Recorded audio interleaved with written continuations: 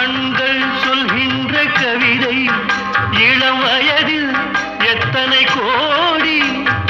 கண்கள் சொல்கின்ற கவிதை இளம் வயதில் எத்தனை கோடி என்றும் காதலை கொண்டாடும் காவியமே புதுமை மலரும் இனிமை அந்த மயக்கத்தில் இணைவது உறவுக்கு பெருமை சின்ன கண்ணன் அழைக்கிறான் சின்ன கண்ணன் அழைக்கிறான்